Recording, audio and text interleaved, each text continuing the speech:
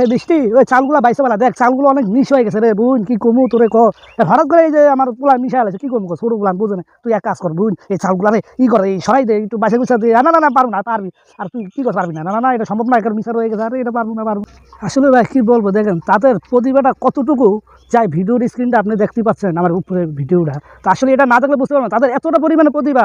দেখুন চালগুলা কিভাবে একে একে সেটা দুইটা চাল দুই দিকে সে মানে কাটি দিয়ে করতেছে। আসলে এই ধরনের প্রতিভাটা তখনই মানুষ বাড়ে যখন আপনার অনেক আগ্রহ থাকবে কাজের প্রতি, একটা কাজ শেখার প্রতি। কিন্তু আমাদের সাম্প্রতিক দেখা যায় বাংলাদেশে অনেক ছেলেপেলেদেরই, যুবক ছেলেদেরকে এই ভাই বেকারত্ব, নেশায়, ওরা সিগারেট, এই ধরনের বিষয়ে মানে মানে আক্রান্ত অবস্থায় তারা রয়েছে। কিন্তু তারা এই ধরনের কোনো ভালো প্রতিভা কাজ করে না। আমরা প্ল্যাটফর্মেও ভাই অনেক টাকা কামাতে পারি, কিন্তু আমাদের ওই ধরনের ধৈর্য সত্যি এই ওনাদের মতন নাই। দেখুন উনি কি সুন্দর ধৈর্য ধরে এই চালগুলো দুই দিকে মানে আলাদা করে বাঁচতেছে। তা আসলে আমাদের অল্পতে আমরা মানে ধৈর্য আর হয়ে যায়, ধরে কাজ কাম ভালো লাগে না, বৈশাখ